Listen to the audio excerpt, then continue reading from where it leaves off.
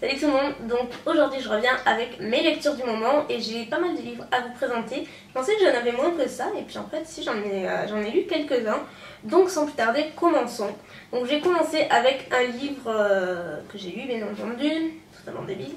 C'est Le Cendrillon me perdra de Cindy Madsen et donc c'est aux éditions Milady Romance. C'est au format poche, donc plutôt pratique. Et celui-ci j'avais envie de le lire parce que déjà quoi, la couverture me plaisait, je dois dire.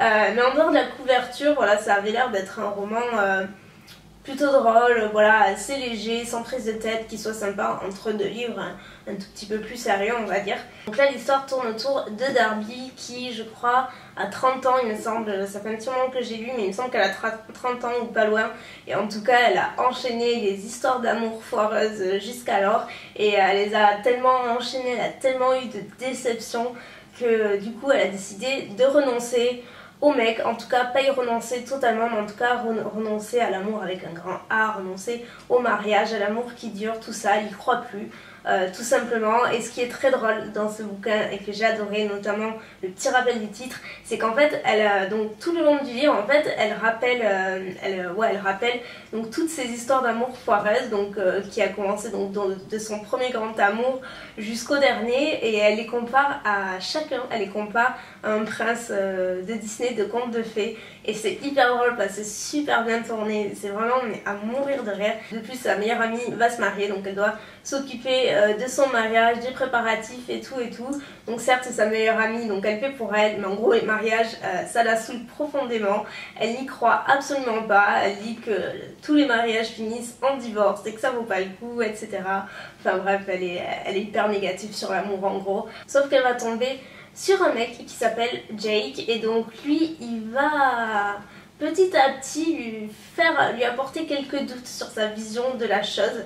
Elle va tomber un petit peu sous son charme, ils vont se tourner autour un long moment et elle va bien s'entendre avec lui, mais vraiment elle reste tellement sur ses positions que l'amour ça n'existe pas, c'est pour les petites filles, c'est des histoires de contes de fées, la vraie vie c'est pas comme ça, voilà, elle reste vraiment sur ses positions, sauf que voilà, le roman est relativement long, hein, vraiment parce que c'est écrit en petit quand même, et il fait pratiquement 500 pages donc c'est assez long et du coup on voit vraiment leur histoire évoluer, on voit que Darby évolue petit à petit mais encore une fois c'est un bouquin, on sait plus ou moins comment la fin va se passer donc il n'y a pas de grosses surprises mais c'est tellement bien tourné, c'est tellement drôle, les personnages sont tellement sympas tous autant les uns que les autres que franchement c'est une lecture que j'ai pas du tout regrettée et que je vous conseille fortement je pense. Ensuite le second bouquin c'est Charme et donc non je suis pas vraiment sur Cendrillon mais là il faut dire que c'est vraiment un pur hasard. J'ai lu il y a un petit moment maintenant donc mais bon c'est quand même je me souviens quand même de quelques détails. Charme déjà la couverture est juste sublime ici, c'est magnifique. Le livre est très dur donc ça fait penser à un livre de contes, je ne sais pas si vous voyez, mais moi ça me fait penser à ça, il est vraiment superbe. Donc Charme, qu'est-ce que c'est? C'est le conte de fées revisité de Cendrillon en beaucoup plus... Voilà, derrière ils mettent cruel, savoureux et tout en séduction. Voilà, c'est ça, j'allais dire dark, mais ouais, c'est quand même un petit peu profond et sombre hein, comme roman. En gros, c'est le remake de Cendrillon. Vous avez les mêmes personnages, on retrouve la belle-mère, les demi-sœurs, donc Cendrillon bien entendu.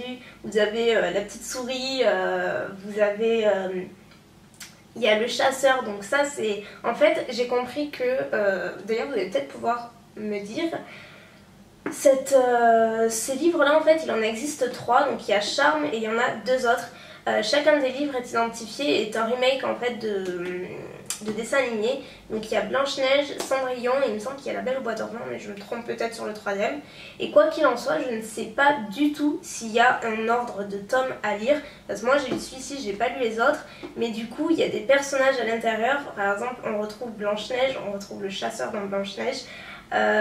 Et donc du coup je me dis peut-être qu'il faut lire celui-ci avant parce que du coup il y a des passages, pas que j'ai pas compris mais du coup qui sont un petit peu creux puisque j'ai l'impression qu'il manque des éléments. Alors peut-être qu'il faut lire celui-ci avant, c'est possible. Donc du coup c'est un petit peu mélangé, on retrouve aussi les quelques personnages de Blanche-Neige. Mais bref, dans celui-ci, donc l'histoire tourne autour donc, de Cendrillon, bien entendu, sauf que dans ce roman, elle n'est pas du tout aussi timide, gentille. C'est une fille un petit peu détestable qui rêve que d'une chose, c'est de vivre au palais, d'épouser le prince et d'avoir la belle vie. Dans le roman, ces demi-sœurs sont vraiment très gentilles, c'est voilà, juste des filles bien, très bien, rien à voir avec le dessin animé. Une nouvelle fois, concernant sa belle-mère, très différente du dessin animé, là c'est vraiment une personne qui en fait s'est beaucoup sacrifiée quand elle était jeune, qui a tout sacrifié pour être avec le père de Cendrillon, donc qui est toujours vivant dans le livre par contre. Voilà, et en fait elle aime vraiment sincèrement le père de Cendrillon, malgré le fait qu'elle a une personnalité voilà un petit peu à part, mais encore une fois c'est quelqu'un de bien. Cendrillon en l'occurrence c'est une fille qui est super séductrice. C'est un roman que je classerais limite dans le new adulte parce que j'ai bien aimé ce livre. Il a rien de fou, il est original on va dire. J'ai bien aimé le principe du remake des Cendrillon qui est complètement différent, mais voilà, assez sympa, mais je me pose du coup des questions sur les deux autres tomes Ensuite, ce bouquin là je l'ai lu il y a super longtemps, enfin vraiment ça a été le premier que j'ai lu de tous ceux que je vais vous présenter, et du coup ça fait un petit moment. C'est le livre Loin de tout, donc toujours au format poche de chez Milady Romance. C'est vraiment voilà, le format poche, et ce livre là il est magnifique, il m'a plu mais énormément. Je l'ai adoré. Donc ce livre, au niveau de l'histoire, ça tourne autour donc, de Camerine, qui est donc une jeune fille qui a traversé des épreuves difficiles, des choses vraiment très dures qui l'ont un petit peu transformée, c'est sûr. De plus, elle a eu pas mal de déceptions amoureuses, donc le début du livre c'est un petit peu chaotique pour elle. Elle a vraiment... Voilà, c'est au jour le jour, mais elle apprécie pas vraiment sa vie telle qu'elle est, elle regrette beaucoup de choses, et elle a qu'une envie, c'est tout plaquer, partir à l'aventure et voir où le vent l'amènera en quelque sorte. Et c'est ce qu'elle va faire, parce que voilà, quelque chose va se passer, il va y avoir un déclic dans sa vie et elle va vraiment le faire. Elle prend son sac à dos, elle prend le premier bus et elle part. Elle ne sait absolument pas où c'est voilà, c'est où le vent l'amènera, et c'est vraiment, elle a envie de tout plaquer, elle ne sait pas trop ce qui se passe, elle a besoin de faire le tri, le vide dans sa tête et retrouver ses repères, ses marques et juste partir loin de tout ça. Sauf que sur son chemin, elle va croiser, comment il s'appelle, Andrew, voilà. Elle va croiser Andrew qui lui aussi voyage seul, donc ils vont tous les deux. Donc ce que j'ai beaucoup apprécié dans le livre, c'est qu'on a les deux points de vue à la fois de Camerine et de Andrew, et ça j'adore ça dans les livres. Ça permet de mieux cerner les personnages, et du coup ça aide aussi à comprendre le bouquin il y a beaucoup de choses qui se passent, et du coup Andrew, donc comme je le disais, il voyage seul, ils vont assez bien s'entendre avec Camerine. Ça se passe petit à petit, c'est très progressif l'histoire, et du coup c'est ce qui permet de vraiment apprécier la lecture, et moi c'est ce que j'aime pas quand les choses arrivent pouf de suite ou d'un coup à la fin ou au milieu ou autre. Là c'est vraiment très progressif, du coup ils vont bien s'entendre, et d'une chose à une autre, encore une fois, ils vont décider de faire un road trip en quelque sorte. Ils vont faire leur route ensemble, sauf que tous les deux, ils ont vraiment tous les deux des choses. Ils ont tous les deux traversé des choses difficiles. Il se passe des choses difficiles dans leur vie à tous les deux. Par exemple, Andrew en ce moment, je peux pas vous spoiler donc je vais pas vous dire, mais il est vraiment dans une situation délicate où lui aussi il a besoin de faire le vide et il sait pas trop où il en est. Donc ils vont tous les deux s'entraider dans cette démarche là. Ils vont vraiment s'épauler, et petit à petit ils vont se dévoiler. Donc au début leur relation, c'est vraiment une relation amicale. Petit à petit, ça va être vraiment une relation un petit peu plus séductrice, sans aller plus loin, parce que Camerine se met vraiment des barrières. Et voilà, elle se dit que ce garçon ne le verra peut-être plus du jour au lendemain. Voilà, elle se met pas mal de barrières, et tous les deux, ils se retiennent beaucoup. Donc du coup, l'histoire est vraiment, encore une fois, très progressive. Mais on voit qu'il y a vraiment une attirance énorme entre les deux, mais juste qu'ils se retiennent. En dehors de leur relation qui est un petit peu difficile à définir, ils s'épaulent, comme je dis, vraiment l'un dans l'autre, et ils vont se dévoiler petit à petit. Et c'est ce qui fait pour moi la magie de l'histoire. C'est une histoire qui est vraiment très jolie, vraiment très très jolie, qui est assez originale aussi, je dois dire.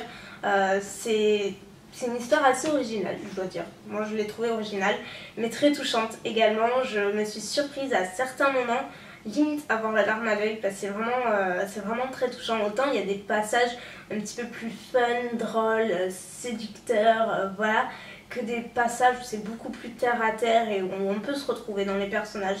Et tous les deux sont très attachants également, et c'est une lecture que j'ai adorée, mais vraiment adorée. L'avant-dernier bouquin que j'ai lu, c'est le tome 3 de Divergente, et dernier tome, et donc fin de la trilogie. Donc je sais pas quoi vous dire, franchement.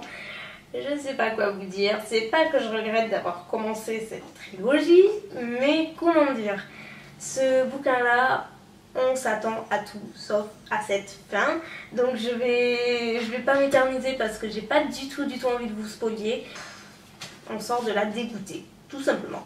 On sort de la dégoûtée, donc je suis super mitigée. Autant j'ai vraiment bien aimé ce tome 3, on apprend des choses, il est intéressant, il est sympa. Mais non quoi, la fin c'est pas possible, on n'a pas envie de rester sur cette fin là. Et j'ai trouvé un petit peu bâclé également, je sais pas. J'ai trouvé que la fin était trop bâclée, trop d'un coup, je sais pas. J'aurais voulu, déjà j'aurais voulu que ça se passe autrement, et j'aurais voulu que ce soit tourné autrement aussi. J'ai trouvé la fin trop bâclée et du coup je suis restée sur ma fin, tout simplement. Du coup, totalement dégoûtée de ce dernier tome, vraiment. Ceci dit, j'ai vu le livre, j'ai vu le film et il est super.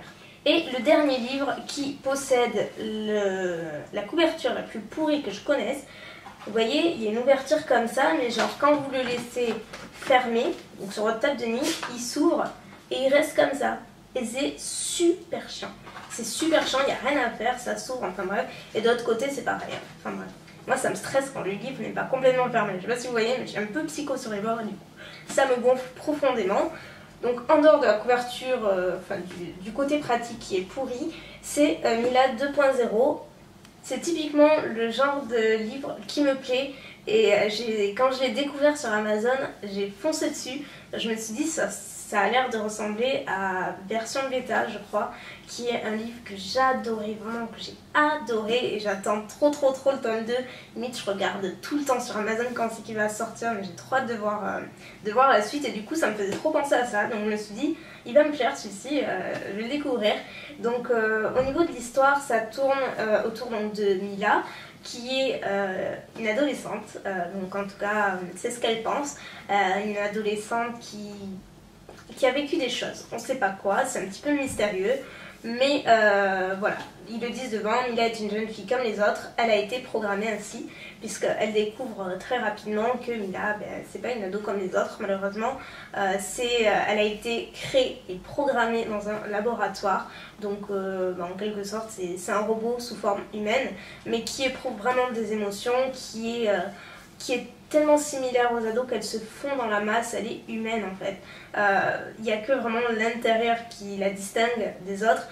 Elle est vraiment humaine avant d'être androïde pour elle, et du coup c'est très difficile à accepter. Donc du coup l'histoire commence assez rapidement. Donc évidemment quand elle apprend ça, sa vie, elle se la voit complètement chamboulée. Sa mère, donc elle vit avec sa mère, mais sa mère n'est pas du coup sa vraie mère, c'est une scientifique qui l'a créée en fait, c'est elle qui a en tout cas aidé à la création, qui l'a volée dans le laboratoire pour justement la sauver, parce que quelque chose de terrible allait lui arriver, donc elle l'a sauvée, et en fait elle a effacé tous ses souvenirs, ce qui fait que c'est pour ça qu'elle croyait qu'elle était adolescente, parce que quelque chose va se passer, un événement va se passer qui fait qu'elle va devoir découvrir toute la vérité, et cette vérité est très dangereuse. Voilà, elle est recherchée par, je sais plus si c'est le FBI, c'est vraiment une organisation complètement vraiment secrète qui travaille pour le gouvernement, et il me semble que c'est le FBI, mais je suis pas sûre. Enfin bref, ils sont à sa recherche puisque voilà, elle a disparu, etc.